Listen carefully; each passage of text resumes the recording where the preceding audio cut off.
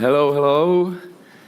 Ladies and gentlemen, let me, on behalf of Cybercell Consulting and Anifilm International Festival, warmly welcome you to Game Pitch Arena Liberec 2026. Game Pitch Arena is a unique opportunity, not only for developers from Czech Republic and Slovakia.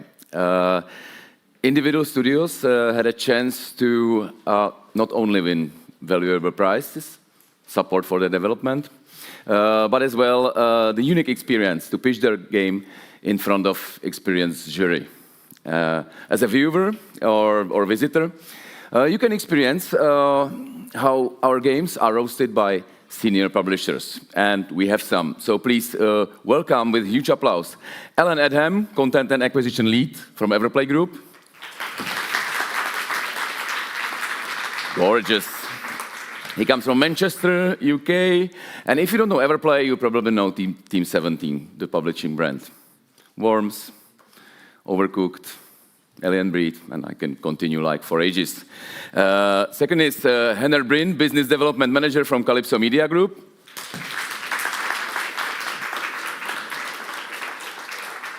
Comes from Germany, I guess you know Tropico or Sudden Release, Sudden Strike 5.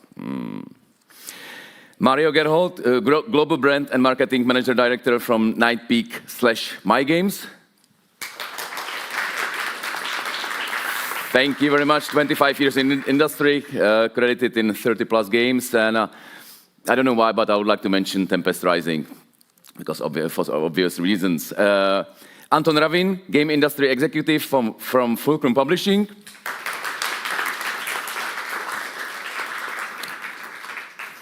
They published my favorite game, King's Bounty. And last but not least, Vladimír Geršel, founder and CEO of Cybercell Consulting and platform Sale.game.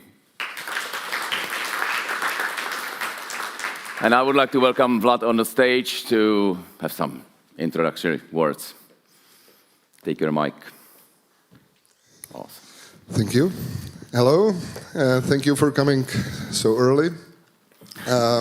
2 years ago, we started this with Tomáš sitting here as a new activity connected to Anifilm, because we felt that games and animation movies are quite connected and will be more and more connected in the future.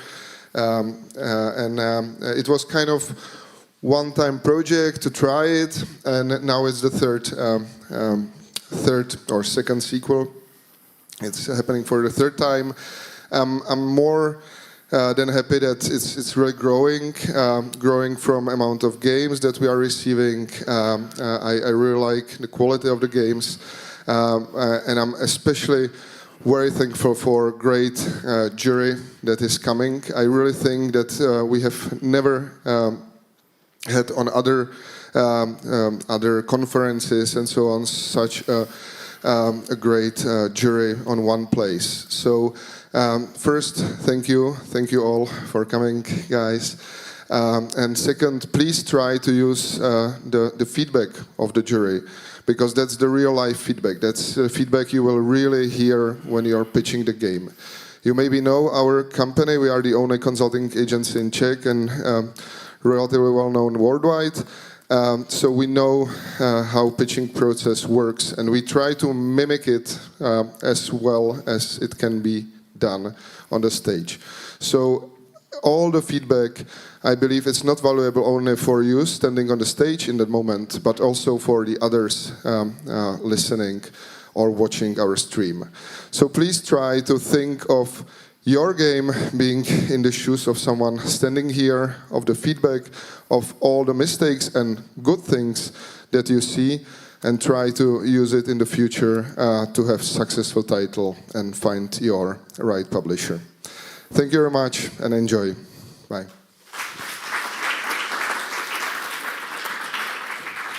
Thank you, Vlad. Thank you. I would like to add that the main partner of Anifilm International Festival, the PPA Foundation, has generously donated 10,000 euros to the prize pool. It's a great start for development budget. And we have, for 3 winners, we have vouchers for marketing services by Fuchs Dachs as well as voucher from premium tier on platform sale.game that can help sell your game to profit or to publisher. All in the range of kind of, 1,000 euros, so 16,000 euros as a prize pool. Brilliant. First, I would like to thank organizers, Cybercell Consulting and Anifilm International Festival. Awesome. And I would like to thank as well partners PPA Foundation, Liberecký kraj, Fuchsdax, and Poslední Podcast. Small promotion. So we have two categories: experimental, enchanting, and experimental genres. Then we will have 10-minute breaks, and established and wide audience genres.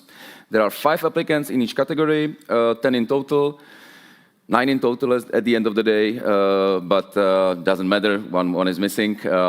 Each studio has exactly 4 minutes for the pitch, and then followed by 5 minutes Q&A with the publishers.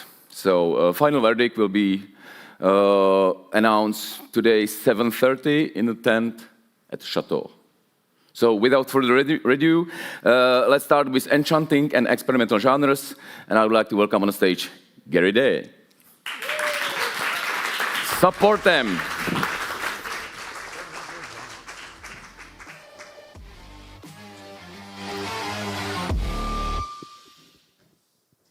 Okay, hello. My name is Sam. This is my sister Terka, and we are here to show you a game that we've been working on called Gary Day. And here's the short preview.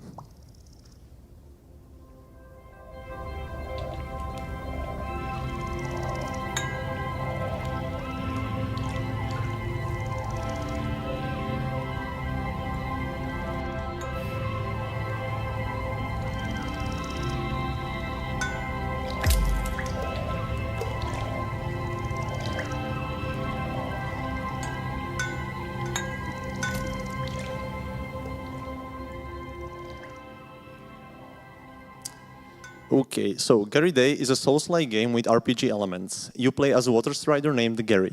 He lives on the water surface, but due to recent threats, other insects who normally live on land had to move there to the water surface. So the water surface became a dangerous place.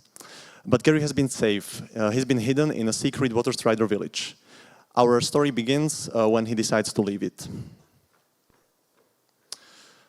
So Gary Day is a Souls-like game, which means it has a combat system, which is built on the concept of surface tension. Other insects struggle to walk on water, which allows Gary to attack them and break this tension, making them vulnerable. The combat is designed to be precise and rhythmic, inspired by the game Sekiro.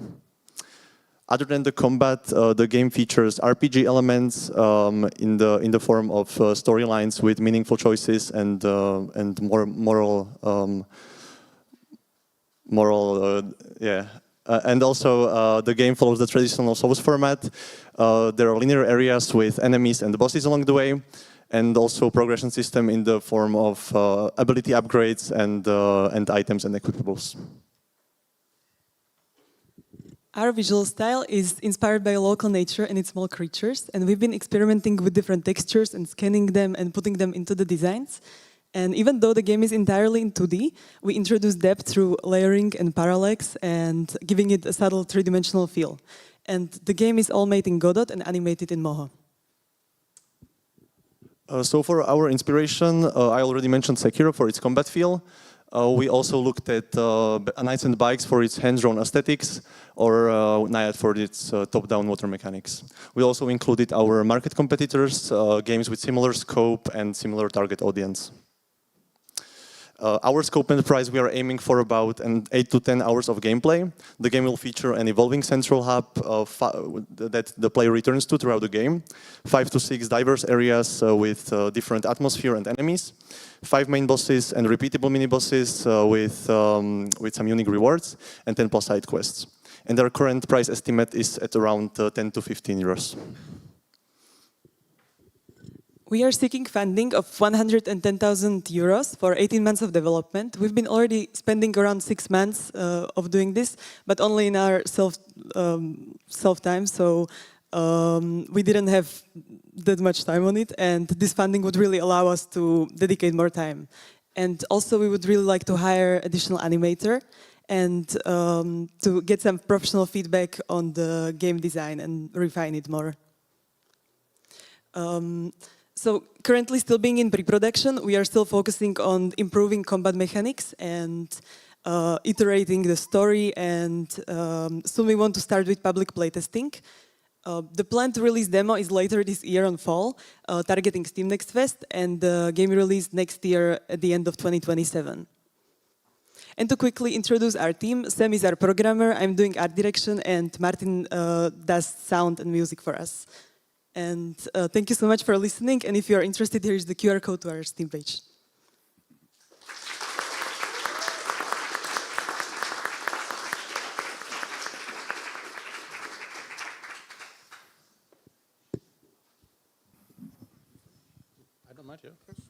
Thanks so much. That was a very, very strong start, I have to say. Really appreciate also that you thought through the competition, pricing, the breakdown of costs. Quick question in regards to the timeline. I think you mentioned demo release this year, but release next year.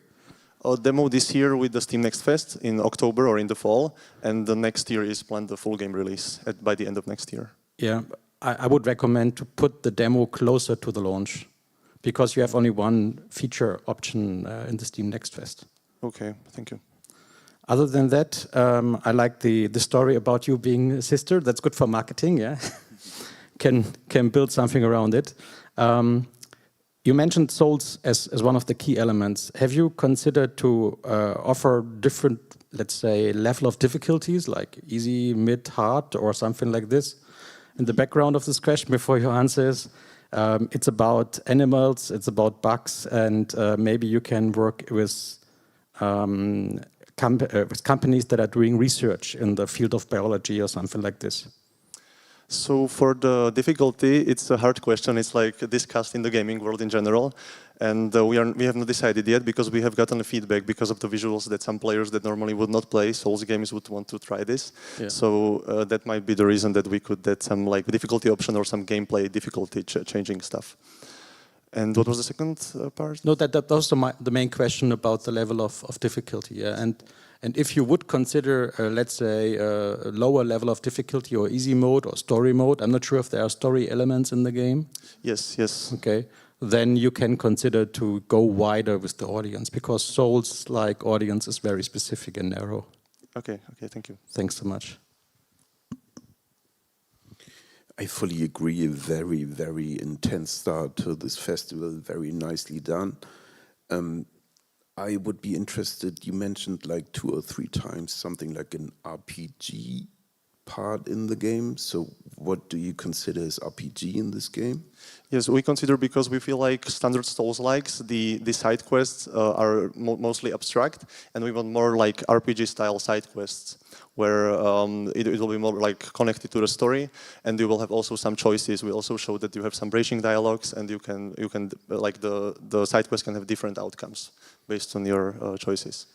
Talking about something like 10 hours playing time, so would you consider something like 50% like RPG inside, or is it more like the Souls style, like 2/3 of it, or something like that? Yeah, probably less. We are looking at mostly like fighting games, Souls game, and there are like also there's the evolving hub, to which, for example, you will be able to recruit bugs to join the hub, and then they will provide some other side quests and this kind of stuff. But mostly it's a fighting Souls game.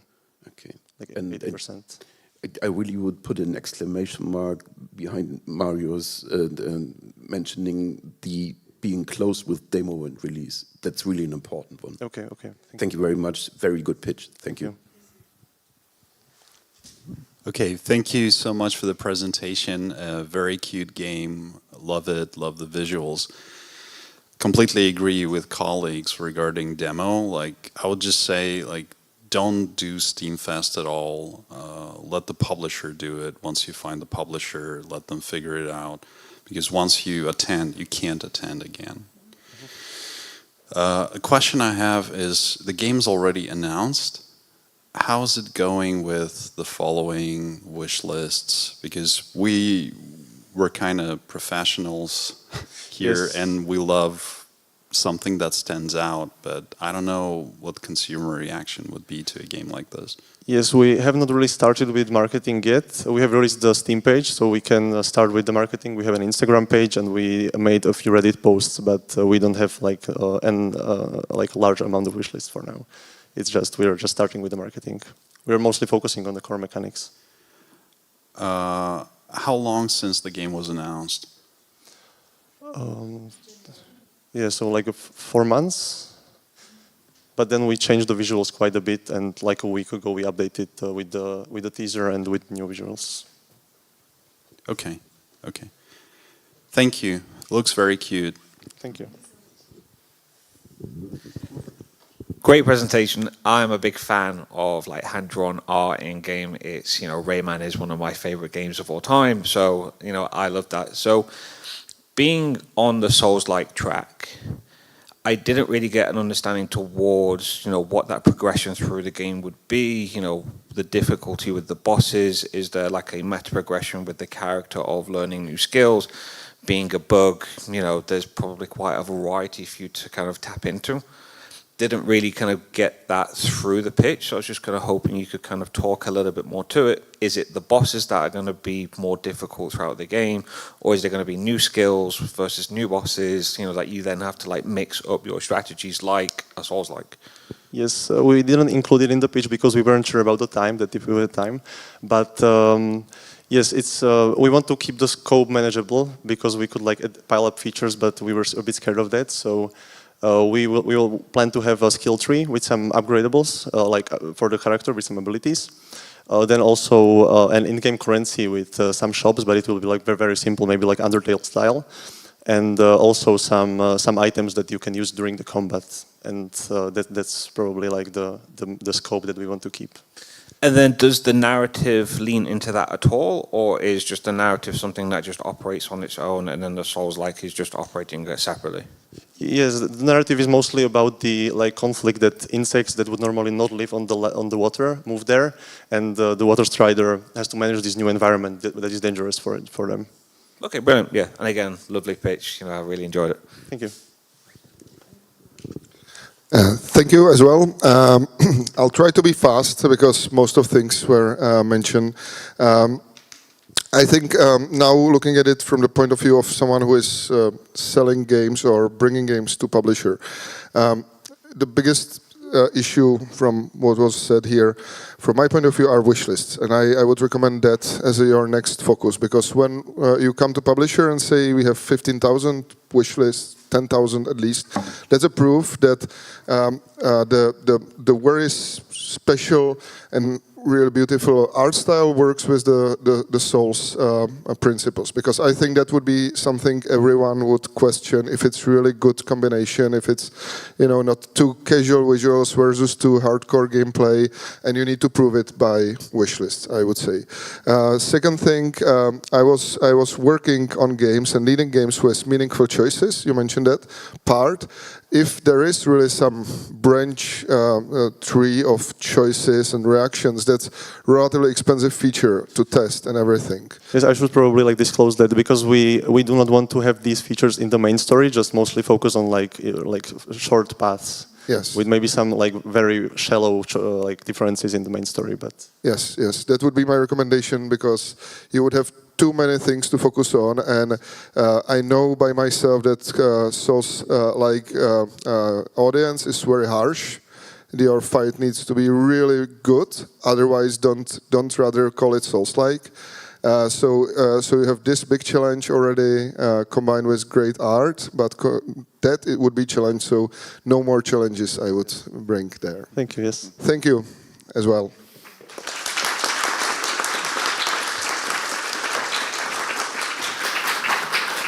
That was Gary Day. I must admit that it was a strong start, so we will see how it goes with the next one. So please welcome with big applause, Granny's Virtual Cookies.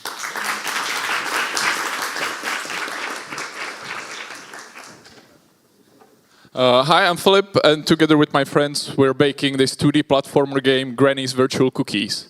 Can I get the trailer?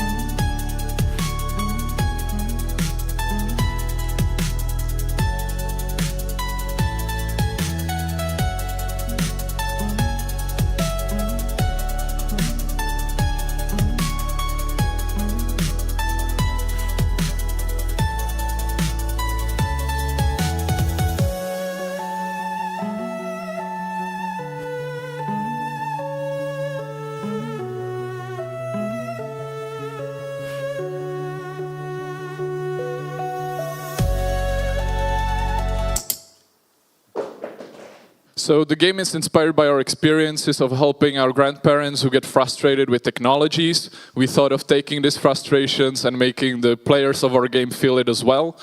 Because in Granny's Virtual Cookies, you will be playing as a grandma. This is our main character, Boženka. Throughout the game, you will be collecting cookies, which will then unlock authentic recipes from our own grandparents. You will not only be controlling Boženka with your keyboard, but you will also use your mouse to open, close, and move the windows, as you saw in the trailer. This combo creates a mechanic that makes the levels hard, but in a fun and creative way, because you really need to control and use both parts of your brain to combine the movements. In the game, you will be chatting with your grandson, because the main point of the game is to scan and send him your legendary cookie recipe. But the way to get it isn't going to be easy because there are viruses, so you need to be careful where you click and where you jump because they can kill you instantly. This is our team. We're working on the game in our free time, so it will probably take us like 2 years to finish it unless we get some financing and further help. In that case, we might focus on it more, and we will focus on it more and finish it in around a year. Here are games with similar gameplay, and we'll be focusing the marketing on fandoms of these games and also on people who are nostalgic to Windows 95 because the visuals are heavily inspired by Windows 95 and Vaporwave aesthetic. We're thinking of selling the game for $10 on Steam, Epic Games Store, and it will be played solely on computer due to the keyboard and mouse interface.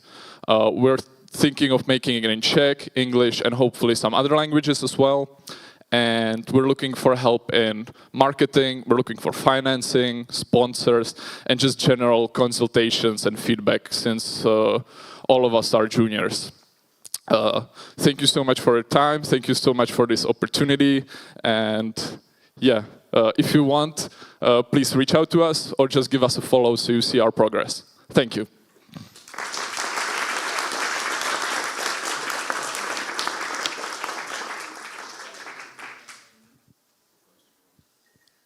Thank you for the presentation. Definitely fun-looking game. I can see that a lot of components for a fun platformer are in there. Killer music, fun setting, this kind of stuff. The presentation is lacking a lot of information though, right? So if you would send something like this to me, I would be like, okay, can you please elaborate? Like if you're looking for funding, how much, what's your timeline? A lot of information was basically useless, like your team slide. I understand that you guys have a team. It doesn't tell me anything. You wouldn't even share like full names of people who are working on the project. Why put the slide in there though, right? Oh, yeah. Yeah, I should have worked on it better, I guess, yeah. So, when you will work on this presentation for publishers, I don't know if you've been sending this to anyone yet, but when you will work on something you'll actually be sending out, try to make as little slides, like in terms of number of slides as possible, and as much information in there, and make it to the point, because publishers, they have to look for a lot of presentations, and you might want to consider making a better use of their time. Okay, thank you. And the standard question I have you announced the game? Not yet. Okay. Thank you. Thanks. Interesting pitch. So I was a fan of this idea of, the mouse and keyboard, having to do them both. Does create a very kind of unique sort of gameplay idea. The one thing I didn't really understand is once you've done a few levels, how does it progress? What's going to keep driving me forwards? This cookies element with grandma. I didn't really understand how that tied into the game, short of collecting the cookie as a coin. So I felt as though there was quite a bit of disconnect in what this whole granny's kind of cookies thing was. I find the platforming genre quite challenging. I think a lot of publishers refrain from like these kind of like 2D platforms unless it is showcasing something, truly unique.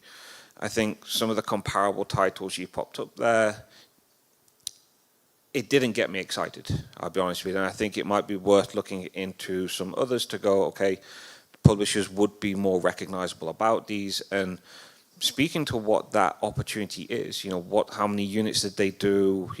Where do you think yours sits on that chart? It's right now, as Anton mentioned, we are inundated with pitches. If we got this pitch through our kind of like pitch review process, I'm not sure how many publishers would actually respond, because there isn't a great deal of information in there that is useful. So it may be worth, chatting to some other developers, kind of finding out what information they're putting in, chat to publishers as well, what do they need to see, and then, kind of rework the pitch a little bit to kind of give us more understanding of what this is. Thank you. Thank you for the presentation. I have to say, you got me with the title and with the story. You got me with the trailer, and you lost me everything after. So, not saying that it's crap, not at all.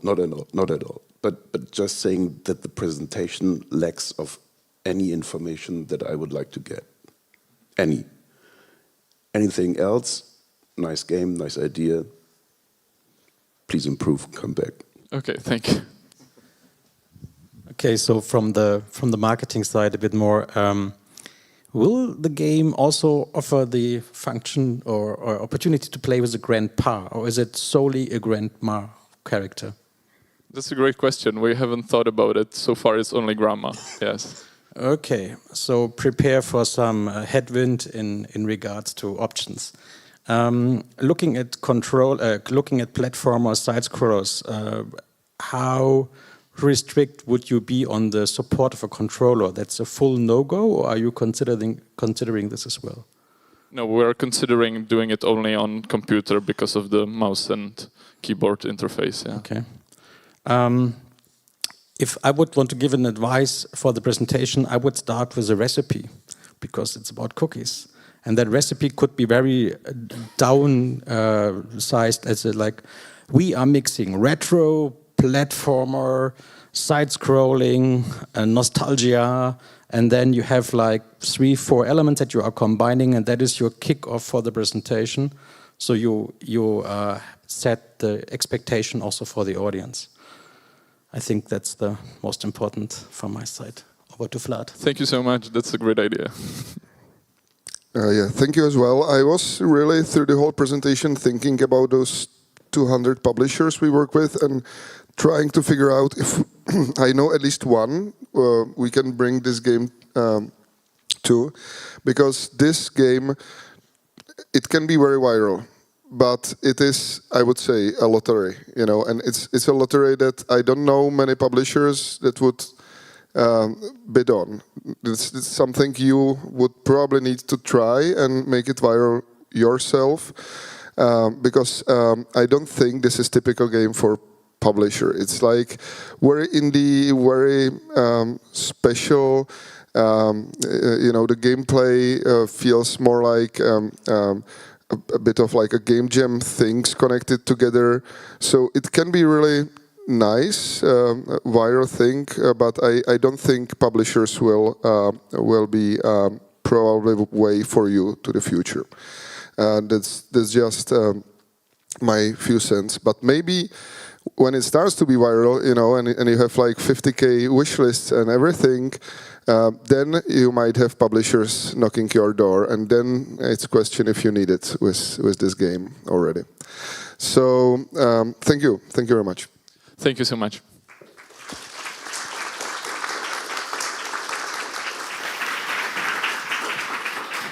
Granny's virtual cookies, what a lovely idea. I'm really interested in those recipes. And now something much more brutal.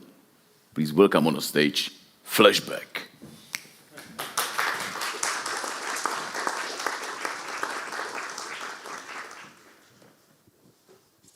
Thank you very much. Hi, Today I'm going to show you a game which my mom thinks all PC games are like, which is called Flashback.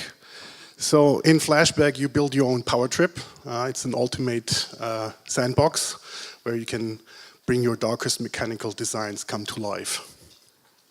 Also, you saw these voxel graphics. The final game will have like smooth surfaces, something like you seen with Astroneer. To the core mechanics of the game, as I said, it's a sandbox. Let's start with the dude. This guy, he's anatomically completely correct. He has organs, he has a bloodstream, he has a brain. If anything of that gets hurt, he will suffer or even die. And we don't stop there. This guy has also emotions and reactions. So waving a gun in front of him will him flinch a little bit. Also interesting note, the most requested feature for Half-Sword is different screaming voices. So we're right in this category. It's gonna have like insane fast physics because we're utilizing something which is called .ecs of Unity. Everything can be destroyed, everything is a voxel which can be destroyed and manipulated. The guy is made out of voxels and the player can build contraptions, machines, which are also Turing complete. So we believe that players can even build computers inside of our game. There are some examples. One of them stands out in this category, which is People Playground. We think that Flashback can be a People Playground with 3D. If you haven't heard of this game, it sold 8 million copies by now. After 10 years, it's going stronger than ever in the 10th year. And other people maybe know Gary's Mod, sold 25 million copies. And even if the game is not very popular, they still sell. They still sell like crazy. With this competition, we still think there's a blue ocean out there for us. Ironically, the opposite is the red ocean, which is filled with blood. Reason is the technology is now here to have this, which is our proprietary engine based on .ccs. Flashback will be integrated with the Steam Workshop very closely. People Playground will be the blueprint for, or is the blueprint for this, so people can share their own contraptions on Steam Workshop and vote on it, comment on it, and play them themselves in their own game. So this trinity of virality, gore, and physics is also highly clippable. We think this is the secret sauce of Flashback. Can we do this? Yes, absolutely. This is not a fever dream. This is not our first rodeo. Our first game, Dawn Apart, was utilizing this God mode engine which we made. And so this is, for example, rendering 3.9 billion voxels at the same time. And the dude, for example, in Flashback, that's only 1 million. The ask. So we are 2 months into development. We need roughly 300K till 1.0. We want to launch in early access in 6.5 months. What the publisher can help us with is rolling QA and also reaching out to these 900 creators, which we identified already, who have played similar games, so that they at least try Flashback once or even adopt it for their main game, for their channels. And also creating content campaigns for our creators. Okay, and then I want to close with these quotes I got from GDC from various publishers. One with them I started the pitch, and the other one is amazing. I want to answer this question. No, I'm not on a speedrun for an FBI watch list. Thank you.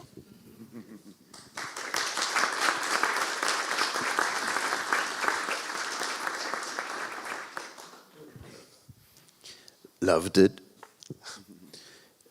Great pitch, great information. Would have loved to have something like 2 or 3 more minutes for every detail that you can mention, because you only touched the surface of everything, but you touched it very beautifully, at least in my opinion. And it was, my only question is, what would you say, what would be something in the sense of USP in your game? The secret sauce I mentioned, the virality, the high clippable content people can make. It's not about me making the game viral, it's the content creators out there which can make the game viral. And that's manifold my chance of having a successful game than if it would be just me. In your mind, that's kind of uniqueness? Oh yeah, I mean, I don't know if you know People Playground, but I mean, there are like amazing contraptions out there, like millions of them, which people make. That's content I'm not making, that's people out there making. Thank you very much, loved it. Also, thank you from my side, great presentation. I didn't fully get the product itself. So are you selling basically the sandbox first and foremost? Or is it like with the dude that you have shown at the beginning, is there a campaign attached to it or anything else? Yeah, so basically you're asking about the core gameplay loop. Whatever the player can come up with, that's the idea. The game starts with the dude spawns in front of you, you have a gun in your hand, what do you do? Right? So like an Abramovich experiment, basically. Or if you know the movie Hostel, basically this. People can build their own contraptions with this, share this with people. Yeah, so your imagination is your limit, you know. That's like the progression you do in your game, whatever you can come up with. And sorry if I missed that, maybe, have you mentioned the price target for this one? Sorry, I didn't mention this. So People Playground, for example, goes for $8. Sometimes it's discounted for $4. There are, you can ask up to $20 for it. Something in that range. Okay, yeah, and you mentioned EA, so maybe you are having a lower price when you start EA and then you are raising it later on. Yes. Do you consider age ratings also, or you go with Steam only? Yeah, that might be something you're onto. So we see that there's like a lot of censorship going on YouTube at least. TikTok is not so much. We might swap the guy out if it's necessary for a content creator to be like an alien, green blood, blue blood, whatever, not looking like a human. But this will be 18 plus. Definitely, yeah. But I mean, you can think of accessibility features by having an option to switch blood on off or something. Yes, exactly. Yeah. Okay. Thanks. Thank you for the presentation. Definitely an interesting product in development. I got a couple of questions. How did your first game do? Torn Apart. It's in early access at the moment. We have 100,000 wish lists. There will be a major content update in June, and we're going to release 1.0 in November. And how long the game's been out for? Exactly. So we spent, I mean, this is like 2 months work, which you just saw. But of course it is based on our previous game, which took us 4 years to make. And 2 years of them is the God Mode engine. We kind of fell into this trap making the engine first. But now is the time to rake in the proceeds, I guess. Any non-standard technical requirements given like the voxels? And the level Why voxels? Question? No, the question is any specific technical requirements, like system requirements to play this game with? I have it here on my 5-year-old laptop, and it runs with 60 frames, so we can show you later. How many models are you planning to have during like the normal, gameplay? How many models can you support? How many people can you basically be experimenting on? Right. So, as I mentioned in Torn Apart, we're rendering 3.9 billion voxels with moving crates on conveyor belts, etc. The entity component system, it's a paradigm how you handle items in a game, or in general, in data. It renders 3.9 billion voxels. This guy is 1 million voxels. So there's like a lot of room for people. So in this demo, I showed this one explosion in the corner. It was actually from my laptop. There were like 10 dudes getting obliterated with no frame rate drops. So yeah, I mean, in venture capital, there's always the question, why now? Why is a business viable now? In this case, it's because ECS is here. I see. Are you concerned with regards to controversy that could be following this game for obvious reasons?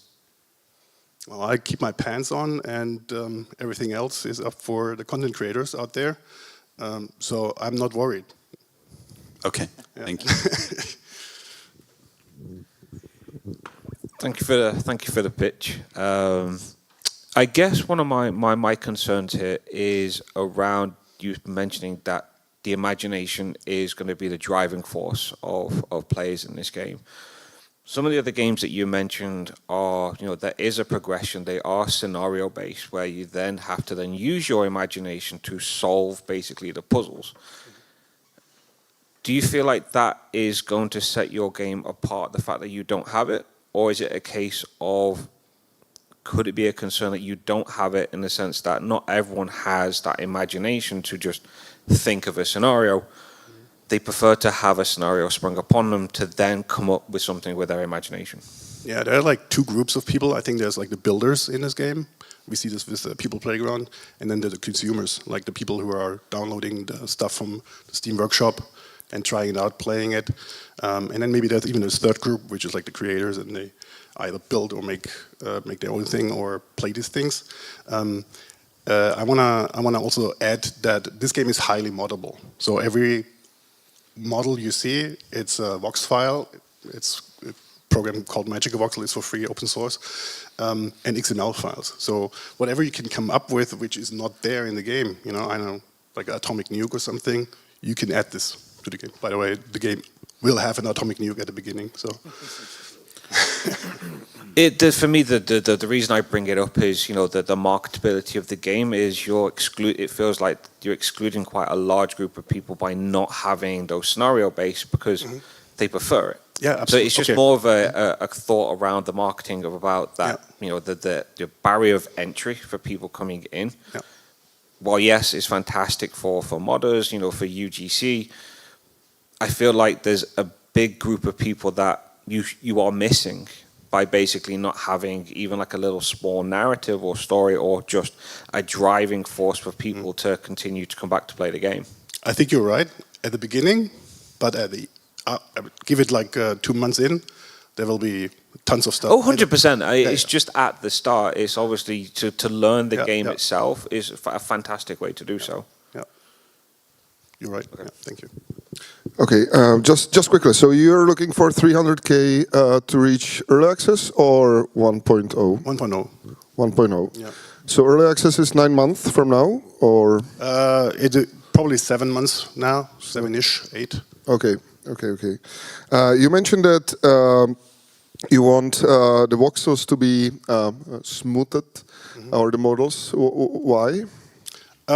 Well, with the other part, the game which we did before, we noticed that there's a bunch of people who either completely fell in love with this art style or they detest it. And we want to solve this with having these marching cubes, they called, so that you get like round shapes on voxels. Right. I personally think this game is very well targeted. I'm pretty sure that you will find a publisher for this. I think the only disadvantage might be if you go too realistic, that is too dangerous territory. So I think the voxel visuals are still fine. If you're making it more realistic, then maybe you will have less brave publishers. That's a to good idea, jump in. actually. Yeah. Yes. Okay, but anyway, good luck with this great presentation. Thank you. Thank you very much.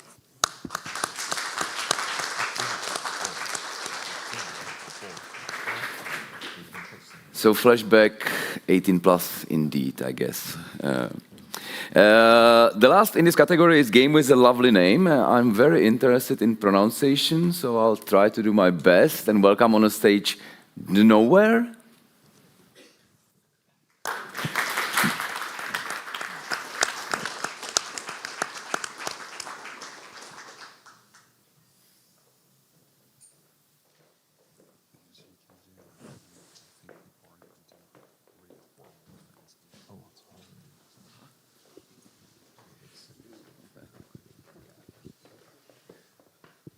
Can you play the teaser, please?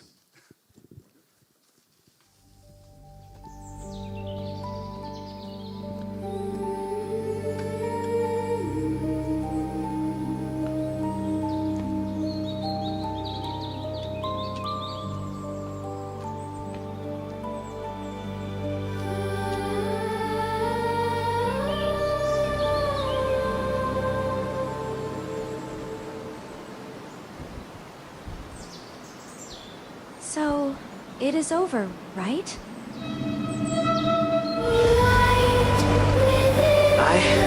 I hope so.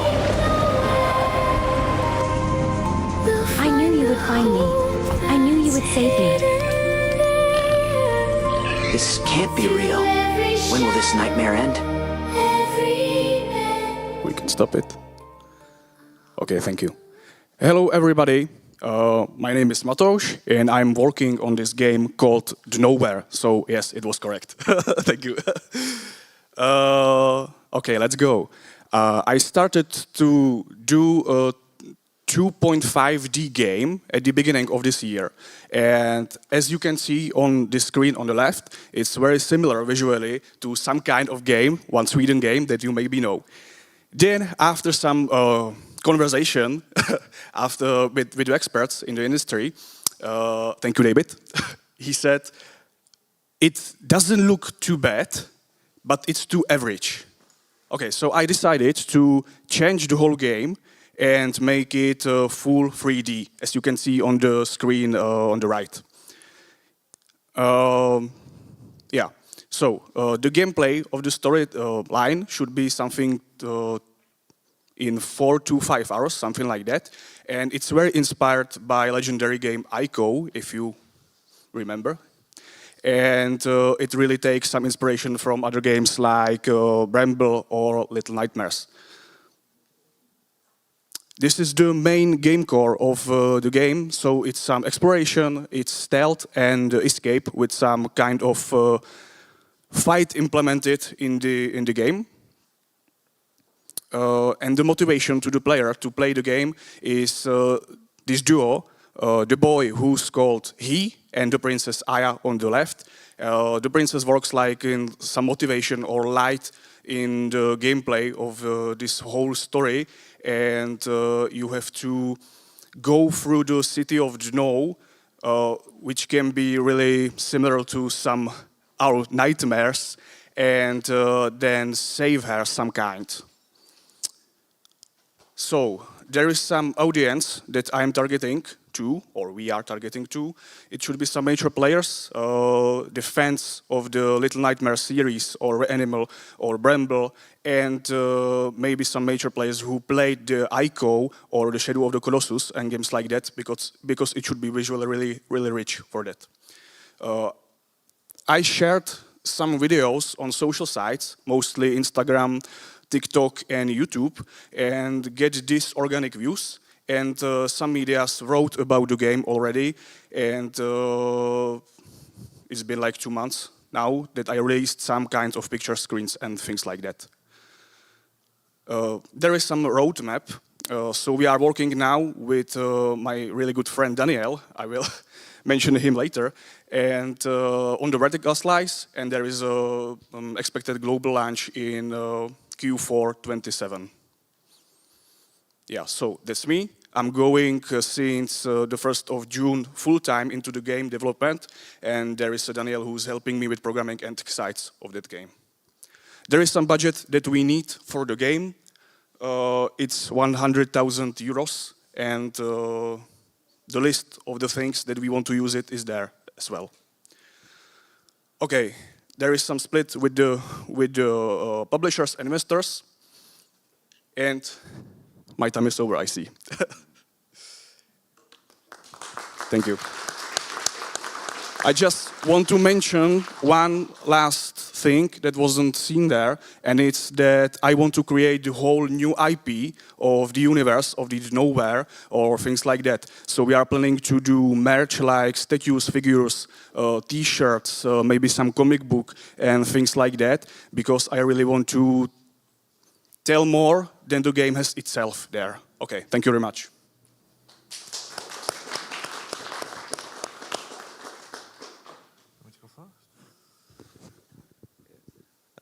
Thank you for the presentation.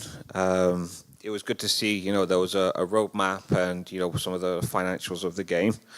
I will have to say the trailer gave very little away of what the game actually is. And if I'm honest with you, after watching it, I really wasn't sure. So it may be worth a revisit to give me a bit more of an understanding of what it is. I think you're potentially going into quite a tough genre. And I found kind of like the color scale, sorry to sound high, it was quite drab. You know, it wasn't very eye-catching, it wasn't very exciting, you know, it wasn't colorful, it wasn't beautiful. I understand there's tones, but I just felt the whole color scale, like the character looked quite washed out, you know, against the background and when he was climbing and stuff like that. You know, I didn't really understand what was making this game special. You know, you're going up against, you know, some pretty great games, and I didn't come across any kind of game features or gameplay that would make me think, okay, I need to stop playing that game and come towards your game. So I think it'd be good for you to focus a little bit more on what's special, what's unique about your game, what those unique selling points are, the trailer, and then maybe have a look at, you know, the visuals of the game a little bit more, because I know you've gone from, you know, 2.5D to full 3D. How do you make your character stand out a little bit more? You know, how can you kind of enhance kind of the world a little bit to, you know, give it a little bit more character? Yeah, thank you. I completely get this, because we started to redo it. We scratched everything, and we started in start of April. So it's really a prototype, and I need something that I can show. But you are not the first one who's telling me, I saw the video, but it's not telling me anything. Yeah, so thank you very much for that feedback. Yeah, thanks for the presentation. Something that is used is called target screenshots. So you are mocking a screenshot on how the game is supposed to look like later on, in case the development is stuck, as we just heard now. The guy is wearing a special hat, and we have seen this beautiful handout here. What's the story about that hat? Yeah, it's something in the game, and I have to thank you, my amazing girlfriend, Julia, that she made this. The paper hat is something like that you are meeting in the game in some points. So it is like a boat, because it's a boat, but he is wearing it, and it's really deeply put it into the story of it, what it means at the end. But I don't want to spoil it now. No, of course not. Of course not. No. And you are going into the horror genre. What kind of horror is that? Is that psychological horror? Is that? It should be some atmospheric, no jump scares, because I don't like it, and I think that more atmospherical and psychological genre of that is really going through the market now. So that's the way. The atmospheric, psychological, something like that. And it's single player, right? Yes, it's single player. So maybe you have said it, but if you can put in a synopsis of the story that would connect to the very emotional start, the video, which was not fully explaining the game or the gameplay mechanics, but was setting a nice tone because also of the music. So that would be helpful at least for me. Thanks. Yeah. Thank you very much. Thank you very much for the presentation. I'm still struggling if it's only the short time, like 4 minutes, to show something of the game, or if you're that early stage in game development that you can't show anymore, or is it something like there isn't anymore, right? Understand. We have some kind of things done right now, but when I was making the presentation, I have some GIFs there with some animation and some really short gameplay, but then I have to send it in PDF, so it's just screens, you know. But we are really on the start now. Really on the start of the because I had the complete demo of the game. And now we're rebuilding to the 3D. So I want to take the destinations of the demo that I had done and now rebuild it to the new kind of visual, you know. But it's really beginning. Did you had a slide in your presentation that shows something like the timeline or something like that? Did I miss that? Or I had it there. Originally, I was targeting to the upcoming Steam Next Fest. On June, I think, or end of May. But then I decided to longer the way than when it comes out. And we should have completed the vertical slice or the demo by the Q3 this year. And then we want to launch it in Q4 27. So there should be something like 1 year of development. But it was there, yeah. Okay, sorry, I did. There was so many information, and I was missing the red line to go from here to there somewhere. It's not really that I guess you have a lot of things on your mind, and a lot of good things on your mind, but I'm not really getting where you were aiming at. I understand. I have a business case here prepared, but I didn't want to interrupt you with that.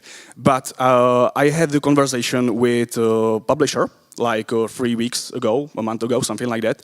And I was talking about the game like 10 to 15 minutes because there were many information that I have to say about the game, about the timeline, about the plans, about the revenue that we need, everything like that. So yeah, 4 minutes for me, it's really short. I totally agree. So thank you very much for the presentation. Like the idea, don't know where it gets. Thank you very much. Thank you for the presentation. I think there are a lot of things to be said about the presentation itself, the things to improve in the presentation. However, my advice right now is just focus on the game. Focus on the game. There isn't a lot to show right now, and the things you have shown, like they need polish. I don't know if you see that. I assume you are, so just don't present it for now. Focus on the product, work on the product for a few months, make it look really nice, and then start working on the presentation again. Yeah, thank you very much. As I said, it's just the early phase of the game right now, yeah. Yes, thank you. I know 4 minutes are harsh, but we are also having this conversation afterwards, so it's in fact like 10 minutes. But I really think in your case, you used exactly the first 10 seconds to catch the attention, you know, and set up the tone. That was beautiful. And as others said, now you need to spend time in your game to keep the attention because the first part was great. Now you need to prove the game. I have just maybe 2 short points. One, I have very visual memory. It's always what I used in my time when I was producing games. When I close eyes, I cannot see your character. And that's the problem if you want to build an IP around it, not only a game, as you said. Only this paper boat is not enough for IP, you know. So it's nice gift, thank you. But for IP you need strong character, something you can build your IP around, and that's something you need to focus on if you want really to build the whole IP. Second thing, and that's just a tip when you're making a demo for publishers, because the demo needs to be, you know, intense usually, and in your case it's hard because the game is more about journey. It's 70% or how much of exploration. So the demo needs to still sell this in like 30 minutes, I would say. So that's really tricky part for your genre. Other than that, thank you very much. Yeah, thank you very much. Thank you.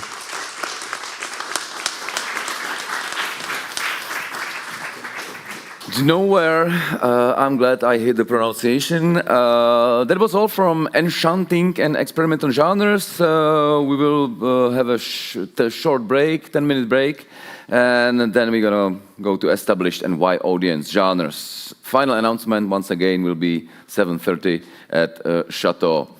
So 10 minutes break. If I say 10, I mean 15 usually. So.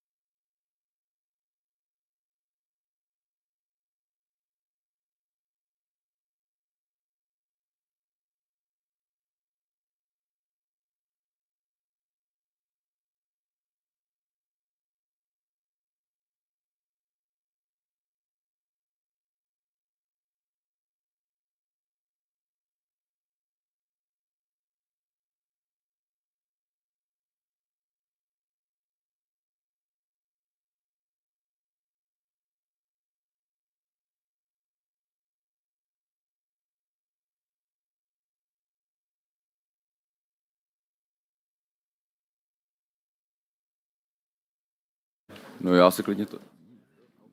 Okay. So guys, 1 minute, we will start in 1 minute.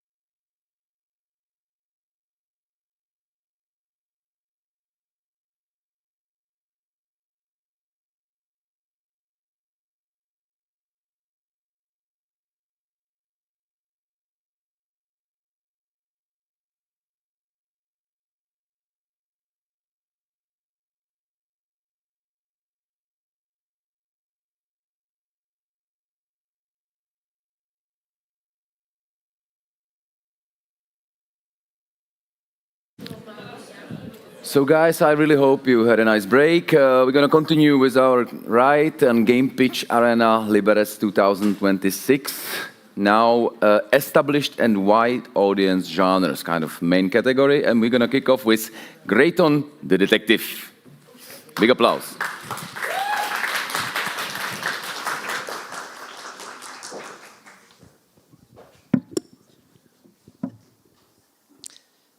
Hi, I'm Boris, and imagine being so wealthy that you cannot even make your own coffee because your butler does it for you. Now, imagine losing it all, including your home, while still keeping the same aristocratic mindset. This is Grayton. He never was a real detective, but the only opportunity he sees is to play one, and so can you. When his ex-butler gets arrested, Grayton has to solve a big mystery to save himself and his friend. Welcome to the story of the world's first dimeless detective. This is not just a point-and-click adventure game. We offer you modern direct movement for the modern audience, but also optional point-and-click for the nostalgic players. One of the main USPs is 3D-style spatial interactions while keeping the 2D visuals. You can explore with zero pixel hunting. We offer you multiple solutions to the puzzles. It's up to you how you solve them, but keep in mind that it will it will impact the story, the characters' attitude, and also other puzzles. You're not only looking for items, but also looking for clues. The clues come in many forms because you do not only talk to characters but also eavesdrop on them. The clues are gathered in this mind map where you make your deductions and choose conclusions which also impact the story and gameplay. But choose your decisions wisely because it has consequences. So let's talk business. The price point for the whole game is $20, split into 2 episodes, $10 each, with the first release in Q3 next year. Our primary audience is 18 to 35, edgy story game lovers from worldwide. We have also some secondary audiences, including the nostalgic ones in mind. The target sales are estimated to 50K per the first year, as the adventure games are on the rise, and the break-even is set to 15K years old. The budget, we already invested 200K, and we're seeking 100K more, and we already have like most of the first episode done and almost half of the second one. We've done some marketing activities and we have plans for other ones, but we're looking for the budget and the timing. We have some complex characters with deep backstories, which offers transmedia IP potential for movies, comic books, toys, etc. These are some similar recent games, some games that we made and some awards. This is our team of industry professionals and young talents. These are some projects that they worked on, technology, some backgrounds, and thank you for... let's solve the case together. Okay, I would love to rewind and have a slow motion. Really appreciate, and we will also promise to speed up in regards to giving the feedback. Yeah, 2D or 3D point-and-click adventures, they have been there already back then, and now they are coming back. That's great. So I'm really happy about the idea that you had. I like the mind map system that you pointed out. Referring to the story, do you have a word count in mind? Word count? Not really, actually. That's something you would want to think about. The same, if that is a narrative-driven, story-driven thing, Sure, then of course. you should guesstimate then, best guess. And that is also important for a publisher if you want to localize it. Of course. And do you have VO plans, like voiceover? Yes. Is it a narrative speaker, or is it like multiple characters? Sorry, could you repeat? Yes. So is it only one speaker that is telling you the story, or do you plan a voiceover for each character? Each character. Okay, that's something which is also interesting to know for the publisher. How many voices / speakers you are looking for? And yeah, at least 20. 20. Yeah, but okay. Only in English. It's English. Okay. I really appreciate that you started with the key art at the beginning. That was very appealing to me as well. And that's it from my side. Yeah, and sorry, we didn't have a chance to show the trailer, but if you would see the trailer, we already have voice actors, so you can watch it afterwards and check it out. It's cinematic, so yeah. Thank you very much for the presentation. Loved it how you speed up in the end. Really, really, really good presentation. I'm not really sure if you've done the math right by doing something like 15,000 units to reach the break point, something there. Mm-hmm. I'm not really sure if that's really going to happen, because if you find a publisher or something like that, that might be some additional budget to be invested in the game and to be recouped afterwards. So whenever you go for something like this, there's the trailer really needed. So I would ask for the trailer. But you said you couldn't show it because, I guess, due to the timeline. But it's a really good pitch. Thank you so much. Would love to see more. Thank you so much. you can check the trailer. Yeah. Thank you for the presentation. We're trying to, give our feedback as quickly as possible. So just a quick question. You mentioned there is a trailer, so the game has been announced. How are you guys doing on the following the wish lists right now? Yes, great question. Currently, we doesn't have a demo released, so the wish lists are not on the level that we imagine. We have yesterday we had 2,070 wish lists, which is pretty low, but with the demo and all the activities that we plan and then that we are preparing for, we are expecting much, much higher amounts. And the game has been announced for how long? Quite long. Announced for the development groups and so on. But for the public, it's maybe a year or so, depending on the viewpoint. Thank you. In the interest of keeping my feedback short, I'll just ask you just kind of the one question is, I wasn't sure of what the tone of the narrative is. Is it supposed to be funny? Is it dark? I wasn't sure, so I was just wondering if you could kind of just explain a little bit more about, what sort of narrative it's going to be. This is a great question. Thank you so much for it. The tone is kind of like a mix of the dramatic, mysterious, and also kind of like dark humor, body comedy, and so on. So we're mixing multiple ways, so it's kind of unorthodox to say. So that's why we target for the edgy story game lovers. Right, and not to sound kind of judgmental, but how would you know that the dark humor is funny?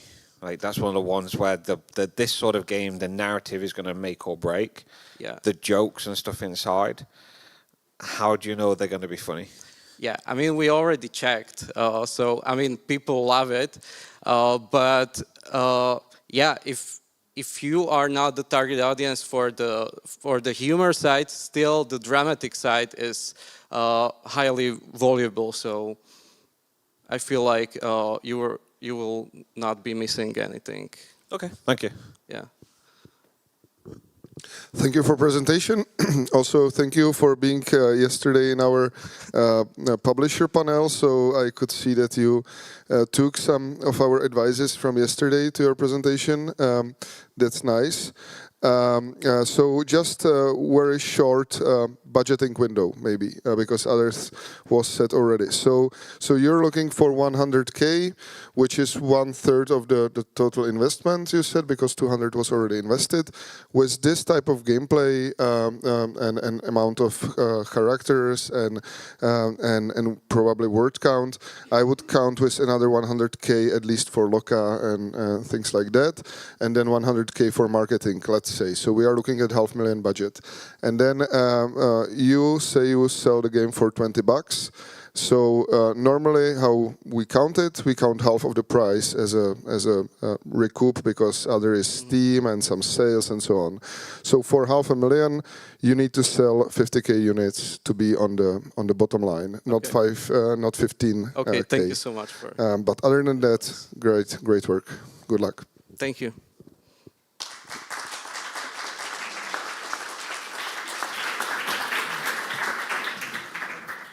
Great and the detective, homeless aristocrat. I love this idea. I must say I met Boris at GDC, so he's showcasing the game worldwide, San Francisco, Liberec, important venues.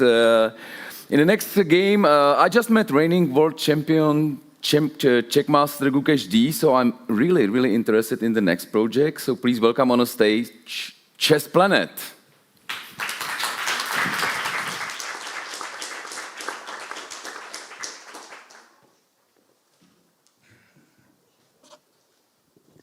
So hello, I'm Philip, and this is Chess Planet. Can you play the intro, please? So in Chess Planet we are offering multiple environments for user to choose from and to use the story, to develop the story.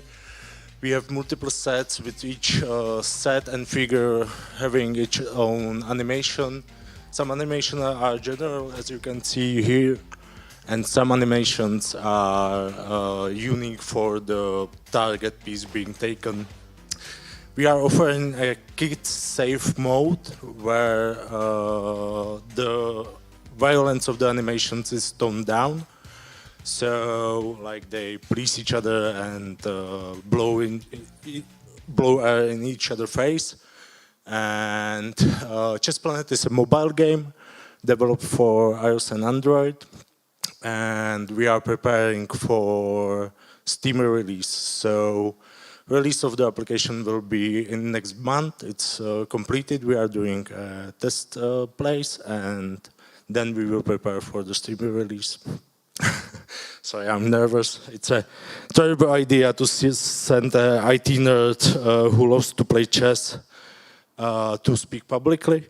So I should fire my marketing team if I had one. So, yeah, chess is the most played game of all time, with currently millions of people playing and knowing the rules. We want to take advantage of that and expand that. The mission of Chess Planet is to introduce chess to new families which didn't play before. It's a generational game. Your father taught you chess, and we want to enter families when the chess is not playing generally. We are offering multiple, we are offering like a local game versus AI, a multiplayer game, a Fisher random game, which is like the future of chess, and tournaments and a storyline. We are currently developing two stories. One is like onboarding one when we will teach you the basics of chess. And the main one, which is there is a planet which where the main sport is chess, and they are playing for the chess championship to the world. Doing the story will earn you sets. There are different sets we are currently having. Each set is having unique play style when the AI is playing it. When you are playing the story, each set is having their own playing style. So the orcs are aggressive without a background, without a defense, and stuff like that. So our marketing strategy is like to get the use of the huge Twitch and YouTube streaming category, and with 3D printing, we want to sell single figures on like gas stations and stuff like that. So father will buy his children a nice figure, and then they will find out that it's a chess game. The monetization, we are free to play, free to advance. It's just cosmetics. We are selling cosmetics and also giving the cosmetics in the story. We are 1 month away from the mobile release with going with the Steam one. That's where the money would go, because all the backpacks and the settings and stuff like that is done native in the mobile, and then we are starting the Unity module. So I thank you for your attention, and sorry for my nervosity.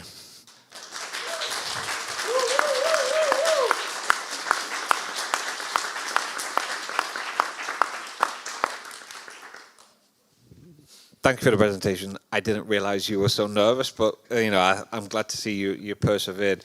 You mentioned that you are releasing on mobile in a month, did you say? Yes. Have you done like your user acquisition testing to understand, you know, your retention rates, your CPI or click-through rates, all that sort of stuff? Have you got all of that data with you? So, like, to be fair, when I'm saying user testing, like we are having like 100 users testing the app currently, and we are sending them forms with like feedback and stuff like that, and trying to like last minute modify the game. That's like, to be fair, like the reason I'm here, I need to help with marketing, as you can see, because that's me. And I want to learn enough for the Steam release to do it properly. Well, okay, thank you. Are you making this game alone? So currently there are like 6 people coordinating on the game. We have like two Unity developers, sound designer, a graphic designer, and I didn't have enough time to show it, but we have a 3D printed set which has people working on it too. And you mentioned, I think at the end of the presentation, you mentioned something about the money, but did I miss the slide? Oh, you didn't miss the slide. To be fair, like the money would be spent on marketing. Like I'm capable of covering the cost by other entertainments. Okay, clear. Thank you. Just to mention, like when I sign up for the presentation, I wasn't sure when the game will be finished, but we were quick on our feet, so that's the state. Okay, thank you. Just very quick question. So you mentioned the Steam and the budget goes there. So are you looking for the budget for the Steam version, or that's also covered from your side? Oh yeah. So for the Steam version, we have to develop all the settings and backpacks and buy mechanism and stuff like that. So that would be the go for the money. Okay, so I think that needs to be clearly then in your pitch presented in the future, like how much money you need from publisher, what is monetizing of the Steam version, because that was not clear to me, like if the monetization is different, if it's a full price or if it's like premium game or still free-to-play game. I really like the idea of bringing chess to kids, because I'm also playing, and I started playing with my 6-year-old son, for example, chess. So I love that, and I think the quite challenging but maybe successful way might be to even connect it with some well-known IPs, talking with guys from SpongeBob and things like that. That would be brave, but I think that might help kids to go that path with more attention that they have for chess normally. Other than that, thank you very much. If you go the other path, not for kids but for adults, then you can talk with the flashback guy and do it in that style. Yeah, thank you very much. Thank you for having me. Maybe Vlad, maybe not. No, sorry, but we are not done yet. I was just not speaking, so sorry. Oh, sorry. Okay, yeah, we tried a different ranking, a different order. So just to double check, I can only play with a human, or can I also play in single player? And if I can play in single player, how do you set up the AI competitive mode? Yeah, so you are starting as a young king, which is cast out of his home, and he's gathering up his new chess team. While you're going through the story, you are earning cosmetics, and in the end you are earning another set. So you are starting as the Mafia set, as the red one, and then as you complete the story, you are earning more sets. And the story is single player? That's the single player, yeah. Okay. And how long is that? Currently 3 hours, something like that. Mm-hmm. Thanks. In the interest of time, I will be very short. I loved it. You should be much more proud of yourself, what you did and everything like that. Great pitch. Thank you very much. Don't see any business for me as a publisher in that, but I would really love to see my son and everybody else playing this game. Thank you very much. Thank you.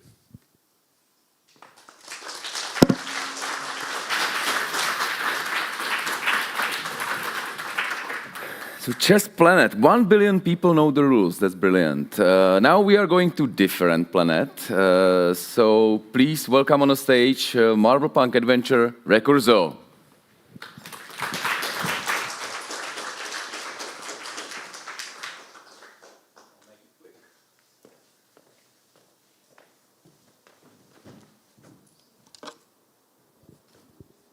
So imagine a game about a sarcasm and a surrealism. That is Recurso. Now, at its core, Recurso is a linear third-person cover-based shooter where you basically assume the role of a memoryless protagonist who fuses with a sarcastic Satian weapon, navigating through the marble city towards a philosophical voice.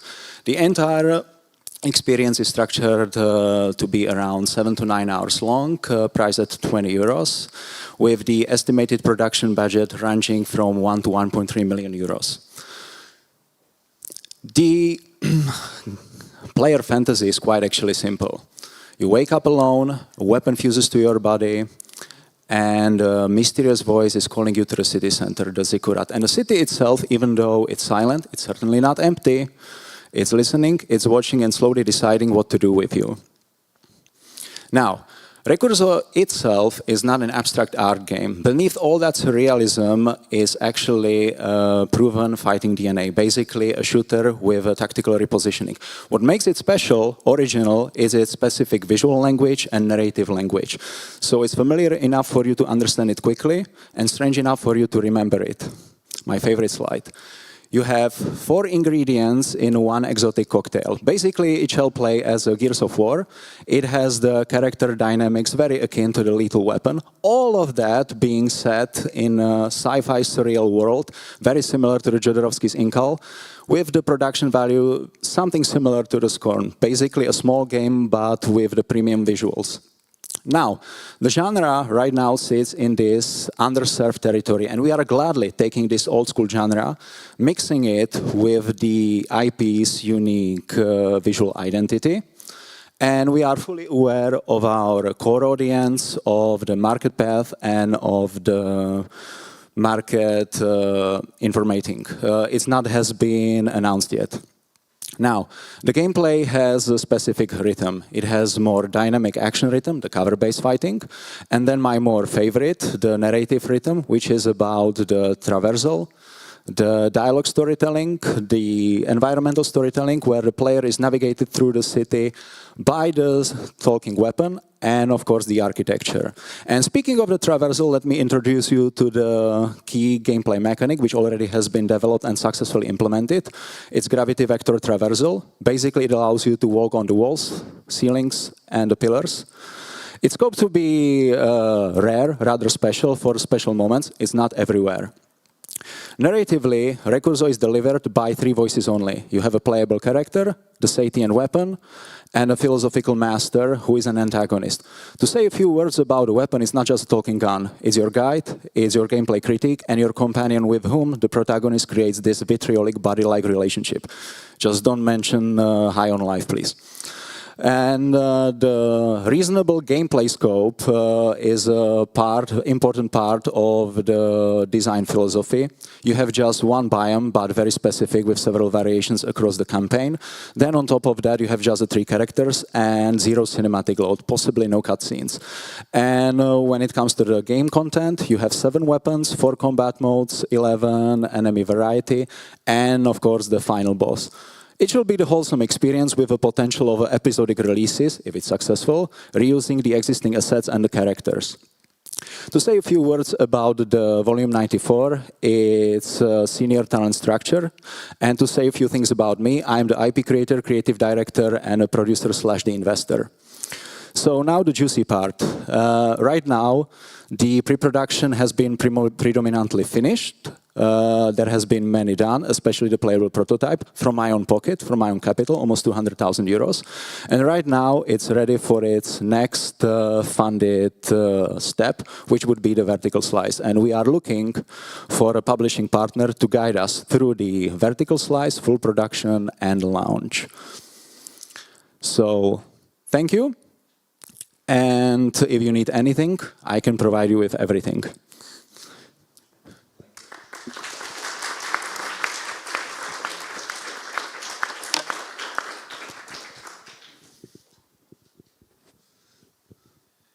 Thank you for the presentation. I think you mentioned in the slides the game is not announced yet.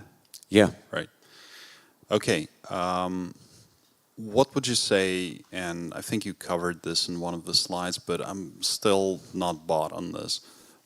What do you think makes this game stand out? Why would anyone stop playing, I don't know, Fortnite and play this game instead? It's a third-person shooter, right? Third-person linear shooter. Yeah, it's going back. You would say to this golden age PS3, Xbox 360 era. It's based on my MDK vibes, like at least in your character design. Yeah. It's you can say it's a love letter. From my side, is a love letter to the Uncharted, but it doesn't have several elements as the Uncharted.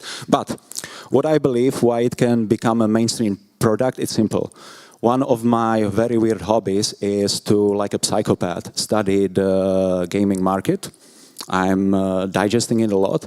And you've mentioned Fortnite, basically a live service game, which is, of course, the swallowing the chunk of the market. And it will be soon followed by the GTA 6. What I believe is that right now we reach the point where live service games are starting to be slightly obsolete. You have players which will always be here, like a Fortnite, Leagues of Legends, for example. But have a look at, for example, the Concord, the marathon, which is about actually possibly to end its existence very soon. People, I believe, and as I see it, and as I speak to the huge gaming community, they are, first of all, fed up with this, what I call the live service slop, and at the same time, this typical AAA live service, open world structure. Actually, I spoke to many people, and they are wishing, they are begging for games to be like the first Uncharted, the first Dead Space. Just give us something more focused, something shorter. I mean, my time is expensive. And that's why I actually put there the price just at 20 euros. Because what I'm seeing now, as I'm studying the gaming community, they are really annoyed by the contemporary prices, especially from the AAA environment and also the indie environment. Sometimes people are really bothered to pay for some game, which can be also slightly clunky, and it costs around like 50 euros. What was actually a really good step was with a Silksong, for example, the 20 euros. People somehow are they will forgive you more, they'll give you the chance when the price is lower and you are respecting their wallet. And really, I spoke with a huge community begging for such genre. And to make it even spicier, from my perspective, is the fact that it's not just a sci-fi shooter. I mean, that would be unoriginal. So I've decided to give it this really special story with this unique visual art style that was never being done, actually, the Marble City. And it makes the development even cheaper, which is fine. Okay. Thanks for the pitch. I think I join Anton a little bit in not being sold on the concept, because I saw you mention that you're trying to aim for a AA kind of title. Yeah. But with a budget double A indie, yeah.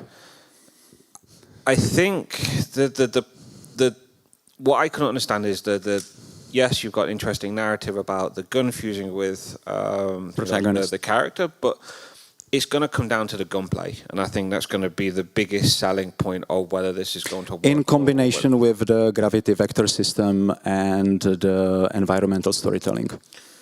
Okay, but I'll be frank, a lot of this stuff will come down to how the gun feels. And are you not concerned about the roadmap of games coming out over the next 2 years that could potentially compete Which with one? something like this? So the new Gears of War will be coming out, in the next 2 years, and it was named as a key title that you guys are aiming for. Why would someone step away from a game like that? To come and play this one? I actually missed the question of what they should step away from. What I've missed that. As in, like people who enjoy gunplay games, they will pretty much stick with what they know. Yeah. So what would make them want to really step away? What makes the gunplay so special in this that would make them move away from stuff that they already know, love, tried, tested, to come and play yours? Well, the game itself has the proven DNA. Basically, it's just the cover shooter for a reasonable price. What's there something interesting if I put away the fact that it has got this weird, different aesthetics and the gravity vector system, and during the gameplay, the dynamics between the protagonist and the weapon is the weapon itself. The ammo which it uses actually for each weapon, which means you are using an assault rifle, it consumes the matter. Then you switch to the sniper rifle, it consumes the same matter, just the consumption is different. So there is a certain differentiation which somehow works mathematically, and it's not so far bothering. Okay, thank you. Okay, also thanks from my side for the presentation. There was a lot of great stuff in it, and one thing I would like to call out was the recipe. You called it for the cocktail. Yeah. I love, from a marketing point of view, I love that, and I always recommend to put this in a deck, and that is really appreciated. And also, if you are leaning into movies or are inspired by movies, I'm actually coming from a movie industry. That's the thing. Yeah. That was good. I also second the single-player aspect versus the, let's say, overcrowded live ops space. Yeah. That we have seen, because now we are in a world where you are fully overloaded, also with social media messages, and single-player give you a break from the internet. The $20 price point was already discussed, so I will keep that short. You said it's tactical shooter. So when you said the cover shooter, that's the core gameplay, right? So yeah. I mean, as I've said, it's a smaller half. What I actually prefer in that gameplay loop more is the scenario. You are walking through the city. There is no fight. You are going through the corridor, looking at this weird city. There are silhouettes of people, crystallized people, stuck in a motion because they went through the still wake phenomenon. And the weapon, it knows the world, but it's not just a stupid exposition. In this sort of Shane Black style, the lethal weapon, it describes you the world. And when you are approaching a battle arena, that's the funny thing, portion of these statues, the crystallized people, they will react to you because the still wake phenomenon sees you as a virus. Mm-hmm. And as you go slower to the arena, you are starting to hear the whispering. It's sort of like this sort of diegetic signal that the fight is ahead. You are hearing, and it's getting more intense when you reach the battle arena. I like that. Thank you so much. I thank you. Thank you very much for the presentation. I have to say you dropped every keyword a publisher would love to read in this presentation. So beautifully done. Thank you.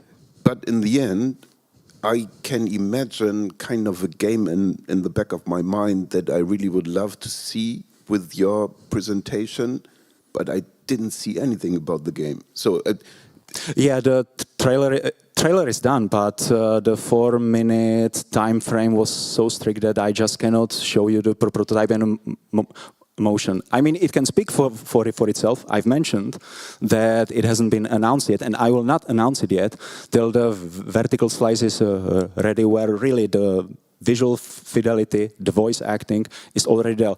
And by the way, the voice actor, I already have them secured. One of them, believe it or not, I would say is the uprising A-lister, which is really good, and I have dealt a good price with him.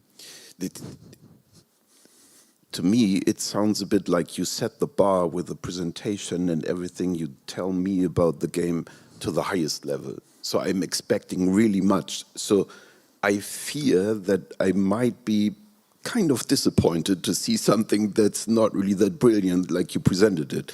So I'm really eager to see something. Thank you very much. I can provide you with the prototype, but as I'm saying, there can be made a good trailer out of it. Expectations. I would be much more comfortable with the vertical slice, but as I've mentioned it, I mean, I'm already almost 200,000 euros poorer. So, thank you very much. Yeah. Thank you. Just very quickly. So, very nice presentation. All the business slides, all the business cases. What was not clear to me is the proportion of shooting gameplay in the shooter as 35% versus Traverser for 65% with no cinematics and so on. So can you maybe explain more how you want to fill those 65% without cinematics, with Traverser and story? Yeah. Basically, as I've mentioned it, because of the budget, to tell something about me, I'm a cutscene freak. In my opinion, Metal Gear Solid 4 with 12 hours of cutscene, it's a masterclass of a game design, in my opinion, and hail to the Hideo Kojima. But I don't have such budget, so what I've decided is I need to replace these cutscenes with the actual environmental storytelling. So what I want to do cheaply, but also efficiently, is that as the player goes through the 3 acts of the campaign, each act shall have a different daytime. Of course, it's static for each act. To witness the city, to see the people stock in several districts. We are starting in a residential district, going to the temple district, then to the academic district, then to the commercial district, and ending up in the ziggurat. And you want to see all of that. You have even though the game is very linear, you have small options to look around and to see the city for itself, interact with it, like to see something, have the interaction button, and have a weapon to tell you something about it, to get closer to it.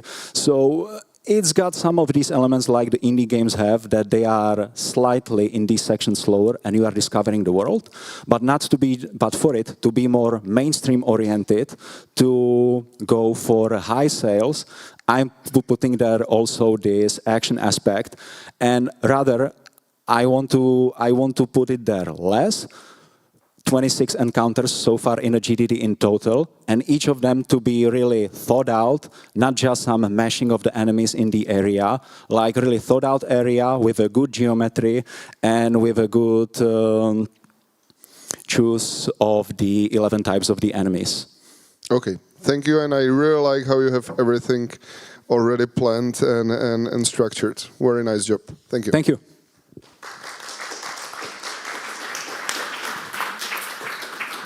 Thank you. Recurso, third game in our category. We slightly missed the deadline for presentation and Q&A as well. So sorry for that. The next one sounds really interesting. Cozy FPS. Welcome on the stage, Skybound.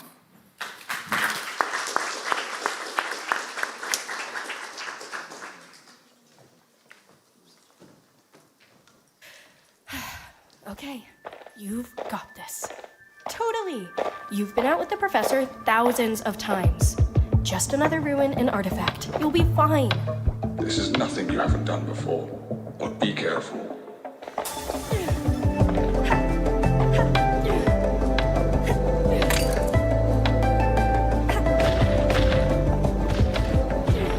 These creatures will try to dissuade you. You cannot let their doubt poison you. In time, they will all see. I can do this. Hello, dobrý den. My name is Adam Fischer. Hello, dobrý den. I'm Joachim. And last semester, I traveled to Denmark for Erasmus, for a game dev course. And with this great team, we created a demo for Skybound. And the vibes were really good, and the receptions were really good. So we decided to continue working on that. Skybound, it's a first-person exploration speedrunning game with cozy, whimsical vibe. You play as Belle, who's a young archaeologist eager to prove herself, but she struggles to find her job. Very relatable problem right now. So finally, she received a contract from a mysterious client, and she declines because it's very sus. No, of course she accepts, and that gives you the opportunity to travel from Skyland to Skyland and meet these unique inhabitants and environments, and find these long-lost artifacts that help you move faster, jump higher, and overcome these challenges.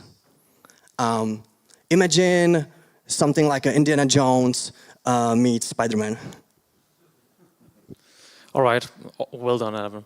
Yeah, so of course, what is a game without being able to break a lot of stuff? As a good archaeologist, you have to get the pieces home, and that's hard when they're all intact. So you can find a lot of stuff and break it, and keep it as collectibles that also advance the lore. We have actually already released Act 1 on Steam for free, and that has allowed us to get a lot of feedback that we can use on the next 2 acts we're planning to get funding for and actually make. Since then, we made more Steam achievements, and we've even added speedrunning and leaderboards. We made a new island with only speedrunning as the focus, where you have to destroy pods on time. We have presented the game on Copenhagen Gaming Week, where we showcased it, where we also learned a lot. I got a lot of great feedback, and we got 3 times the audience votes compared to second place. And we got community going, where some of them already are trying to localize the game for us in French for free. A lot of fine reviews. Yes, and we would love to do, as I mentioned, all the other acts. We would love to do more challenges. We would love to design the UI a bit more, localize, and a lot of marketing. And we would love your help on the marketing because we are new to this, so we would love any experience on this. From all of our playtesting and Copenhagen Gaming Week and all that, we learned that families really like to play this with the children. It's a cozy game where maybe if you're doing something hard, the child can play that part, but the parent loves playing along. If we move along to the time frame, it's going to be around 8 months, as you can see here. And the target is 121,000 euros. We're also going to be applying for other funding, Danish national funding as well. A lot of sweat equity as well, and we're in contact with one publisher right now. But this money would really help get the ball rolling. The acts are supposed to be like this, €6.5. Here's other games that are compared to it. We would love to release on Steam and later on Switch if there's enough interest. Yeah, break even is 9,310 units, and that's Skybound.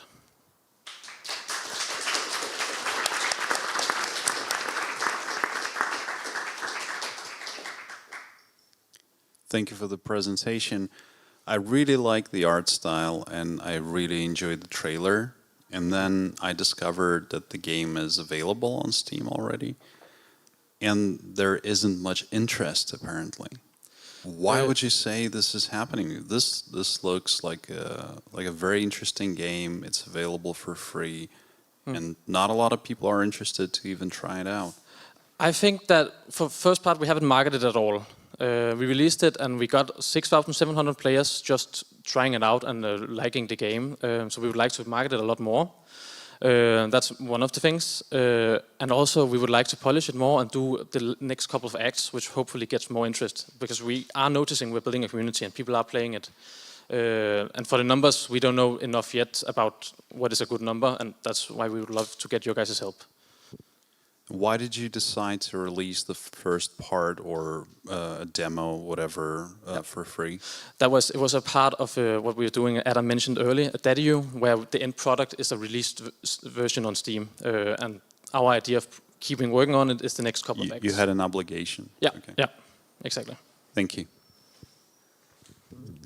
Love the art style, love the presentation, guys. The one thing I was trying to learn or understand a little bit more is the driving force of keeping exploring.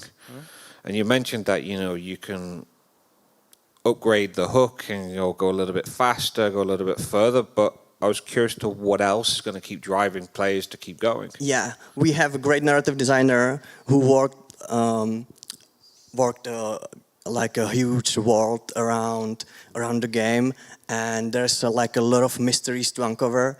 There's sort of like a post-apo vibe to it, that you discover these artifacts from our world, like a scale or microphone or toaster or something, and you can use it like they have some sort of like magical power. There's like a bit of fantasy in it, but yeah, you kind of learn about the world and how it broke apart basically. And there is also the flow aspect of the game. The movement is very fun. You just go, and as you go, the path will lead you to something interesting, and you naturally discover new information and want to learn more. Yeah. And then I guess the other part is, the traversal part is an instrumental part of the game. are you going to introduce any other features as well to kind of help mix it up, other than obviously you say that, you know, you can go faster and further? Is there anything else you're going to introduce to kind of help mix it up and stop it from kind of being a little bit repetitive? Yeah, for sure. All the islands, there's 3 islands right now, and they already have different environmental aspects, like exploding mushrooms or things breaking apart that you have to avoid. So each island is already kind of a different game with a different kind of mechanics, but the core mechanics of Bell is the same. That's to help you not having to learn a whole new game every time you play. And we have a lot of ideas for the other islands as well, for fun gameplay that will keep innovating and be fun. I think like a good reference is, for example, the Neon White, how it works with the environment. You have like the different cards and new cards with as the play progresses, and so something similar is our plan as well. Like add like more dynamic environment that you can use in new ways, basically. Okay, thank you very much. I will keep it very short. You mentioned there is a co-play with families. Is it with a split screen, or is it just after another, or how does it work? By co-play, it was, you know, watching your child play and switching between each other. We are also talking about adding co-op, possibly, because there's a lot of people that came to us at Copenhagen Gaming Week and said that would be an awesome co-op game, where then again we can include a lot of more classics co-op stuff. You know, one has to go here and the other one has to stay there and stuff like that. So that is a thought we also have, and again we would love a lot of feedback on that, potentially with our publisher as well, see how much the market would increase for that maybe. Oh, cool. Thanks, yeah. Keep it short. I keep it very short. I liked it, I loved it. I do see something on my mind, like I don't know how to say it. It's something like, it feels like I have played that game. So I'm not really wondering what it could be like, but I don't see anything like, why should I play it again? Okay, it's hard to answer without knowing what you played. For sure. There's nothing like an answer. It's something that I would like to mention is only like, how would you like to differentiate your game from something like others?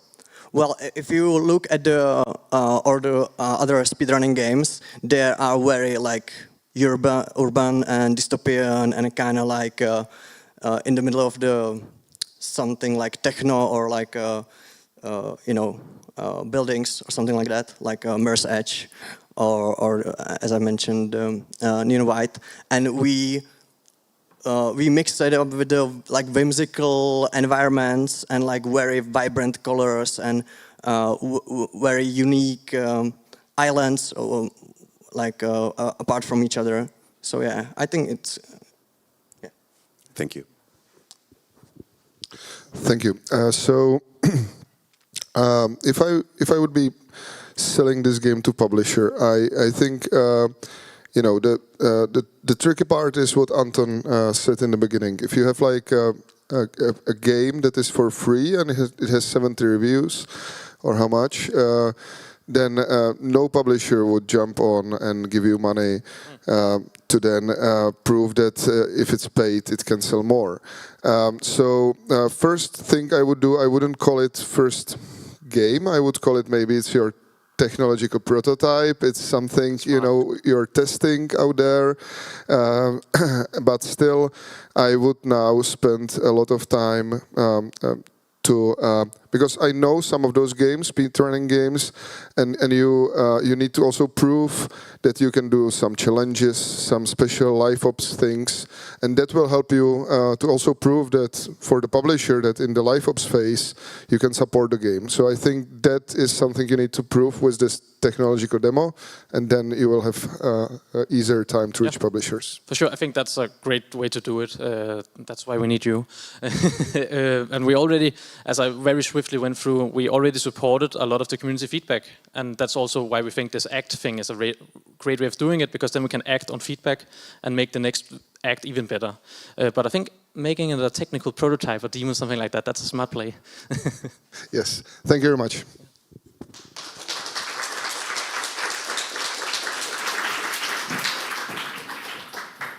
So Skybound episode 1 is free on Steam, so give it a try. I was a bit scared about the idea of archaeologists destroying everything. I really hope that real archaeologists do take care more about the things they found.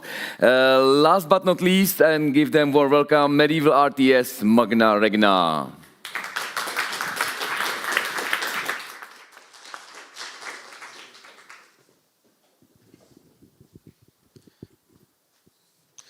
So, I have nothing. Hello, my name is Jakub Hamerník, and I'm creator of the game Magna Rna, which is a classic real-time time strategy game. Let's go to the trailer.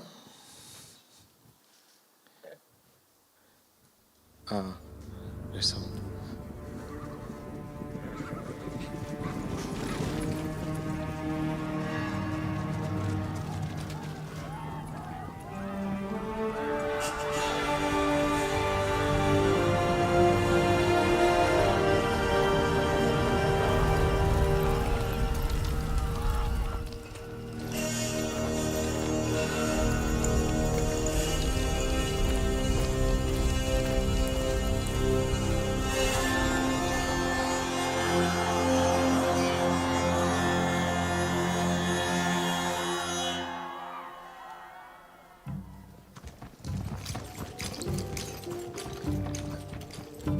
I think it's enough because we are in a hurry, in a time. So let's continue with the game core mechanics. The most obvious one is to collect the resources because you want to build some buildings and train your villagers to further improve your economy. Also, you want to train units for your protection and also for aggression if you do not want protection. Also, you want to progress in technologies because you do not want to be centuries behind your opponents to reach the ultimate goal, which is to fight and conquer your enemies on the map. And what's the motto of the game? It's less clicking, more playing. And for example, you will train units in formations, so you will not click 10 times to have some reasonable number of them, just click once. Also, any action you will do later or forget, you will be not punished so hard as in other games. Also, any feature which will make players' life easier is welcome, and we are gladly implement it. And what I do not like in other games is that one mistake usually leads to the complete defeat, and you know it for a long time, so I think it shouldn't be just that. With slower pace, you have more time to focus on what you want to play and on a strategy, what you want to do. Also, there is no such pressure on the player and can do some decisions what to do in the game. And also, this tends to more learn and explore the game in depth. Also, if you play single player, you have some time to just enjoy the details and watch something what you like. The core of the game is the complex map editor. Despite the most of the players will never touch it, they will see the results because even for us, it's much easier to make the campaigns in it. Also, the rest of the community will unleash their creativity and make amazing stuff. So, it's a must-have to have in this game historical campaigns. Also, other modes will be skirmishes against AI, and later we will add multiplayer with your friends. There is some more information. It's about the comparison to generic RTS. It is generally the same as I mentioned before, but more complex. What I want to say, it's not an e-sport. It's also not very complex, like 4X or so. And also it's still RTS, so it's quite not for everyone. So, there is a timeline. The most important thing is this summer we will release the demo. And at the end of the next year, we will completely release the game. There's the funding. It's estimated for 150,000 euros, and already 60% is covered. We expect to sell 40,000 copies to break even. And that's it. Thank you for your time by the name of my team.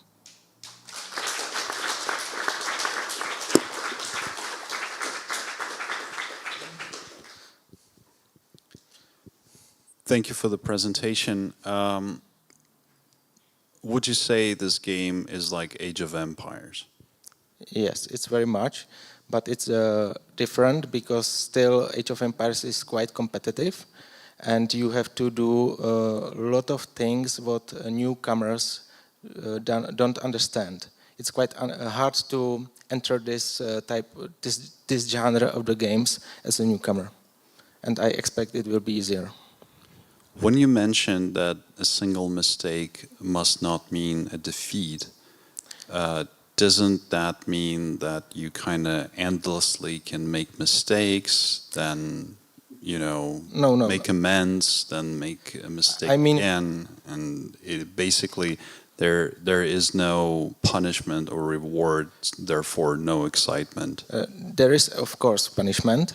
But, for example, as you mentioned, the Age of Empires, if you play competitively and you lose first villager, you will be always one villager behind your opponent. And it's snowballing, the effect. And this has to be more issues together to lose your game, or you have to do bad decisions. Because there are some comebacks and there are some ways to limit your issues, like you will be not punished for forever, for the rest of the game. But a good player can still win against, player who's not as skilled. Yes, that's the whole point of. That's the whole point. RTS games, right? Okay, I got it. Thank you. Thank you very much for the presentation. I've read on one slide you've done something like less clicking, more playing. Yeah. Would you really think that a traditional RTS game is more in the sense of less clicking, more playing? Traditional RTS games are a lot driven by APMs. It's called click actions per minute, and it's the whole. You will always win if you are much faster than your opponent, even if you do bad decisions. And this is like limited. For example, if you have the whole formations of units, you cannot micromanaging each one to, for example, avoid the shots from the bows, etc. So it will be, I think, more fair for anyone, but it will be less desirable for pro players. And thinking about combat in the game? Yeah, there is a combat.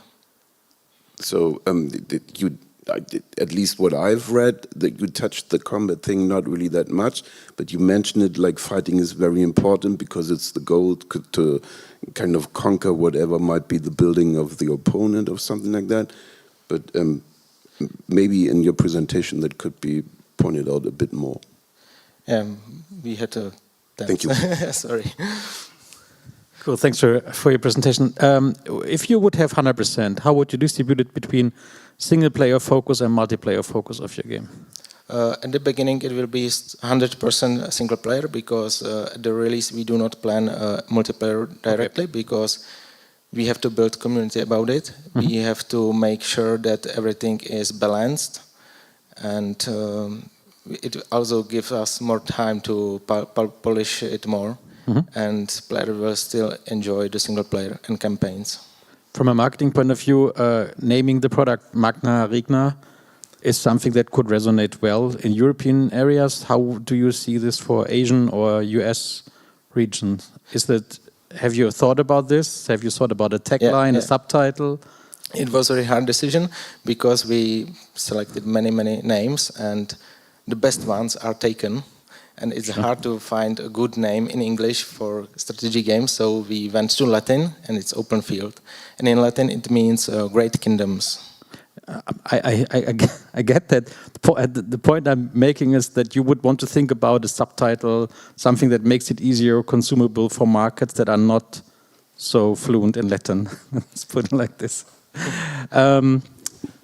How many resources do you plan to have in the game?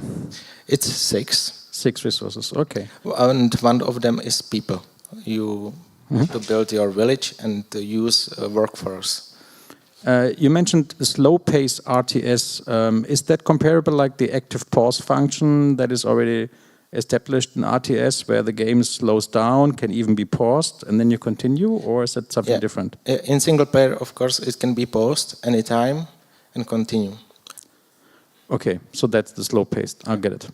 And you mentioned the map editor is key. How many maps do you want to deliver with the day one? We will deliver, I don't know, it's very fast to make a map. You can also auto-generate it, but if you want to polish it, it takes like an hour. And currently we have just like working maps, so we have also a lot of enthusiasts who wish to help us. And do you plan maps for skirmish as well? Yeah. Okay. It can be intense, like, for example, 30 or something like that. Cool. Thank you. Okay, thank you. Few points. What is the price tag, or what are you planning? The price tag wasn't yet announced. It's expected to be 30 euros. But it might change if we, once we release the demo, we will do more research on that. What would people expect? Okay, and wish lists were mentioned? Wish lists we are not much active. We silently announced the game, but we have currently around 5,000 wish lists, but we didn't do anything for that yet. Then that's fine. Okay. Few things. So I remember a while ago when I was having my business in Denmark, and my colleague from Activision mentioned to me that games from Central Europe are often grey. I would agree. Like, I think the art style should be a bit more bold, more colorful, more selling itself, because this isn't appealing for Western US and so on. So that's one point. I wouldn't start also with close-ups on like low poly characters, cutscenes. I would produce some high poly for these at least. But other than that, looks really nice. I didn't get the driving mechanism for players. So there is a campaign telling some historical things, or as the trailer, it was cut in half because of the time, but there will be stories behind each campaign. This was the first battle of I forgot the name in the German, but it was the combat, and it has a story based on the real historical values. Okay. And every campaign will progress with such intro cinematics, and then you will play and learn something. Okay, maybe the last small hint, like if you depend more on AI, meaning like your units are formed automatically and so on, it's also a dangerous field, because then if it's a bit broken, players are blaming the game, not themselves, for not being able to click fast enough. So you might have some negative reviews because of that. Thank you for the presentation. There's a few points that I want to kind of like touch on, with it obviously being in the RTS genre. You mentioned that it could be quite forgiving. Predominantly, the majority of the RTS genre is very competitive. So how do you feel that players are going to come in, play online against other people and lose to people who aren't very good? As you say, you could be quite bad at the game and it's very forgiving. So you could end up losing to someone who's not really good with their strategy, smart with their resources, actually are quite strategic with these games, because I would say almost all of the actual genre itself is very competitive. Yeah, I understand your point, But there is the data that around 80% of RTS players never played multiplayer. They just play campaigns and single player. So we targeting the majority, and the rest can be played together with your friend against AI. And the competitive will be the least option in this game. We do not target the esports, as I said. Okay, that's great. I mean, that's worth noting as well in your presentation that there is a giant split, you know, that it's only 20% competitive and 80% will just play a single player. What makes this game so special that I will step away from, you know, all of the other RTS games out there? You know, the quality is already incredibly high. What would make them want to step away and come over to yours? I think the selling point is that the game doesn't force you to do everything on time, like in competitive RTS. It's still, most of the RTS are based on the competition. And here, for example, if you forget to research technologies and you remember a few seconds later, you will not lose that few seconds. So the players who tends to play like more freely, they will enjoy it much more. Okay, and then I guess more on the RTS front is because the games are very complex. How long have you been developing this game for already? And then how long does it need actually in development as well? It's been 9 years in development right now. And wow. Next end of the next year we will be releasing. 9 years is a long time for development for an RTS. But this summer we are feature complete, except the multiplayer, which is least important for us right now. Right, thank you very much.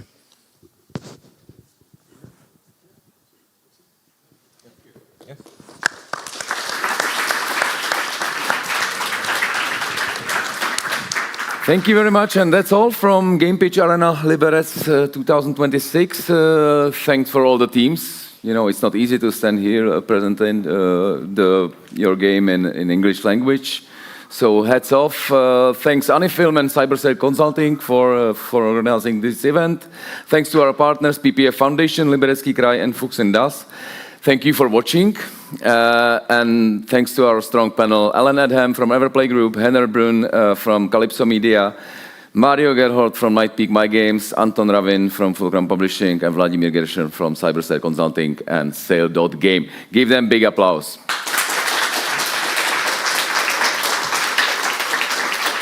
And I guess now you are really eager to see the winners. Give us a few hours.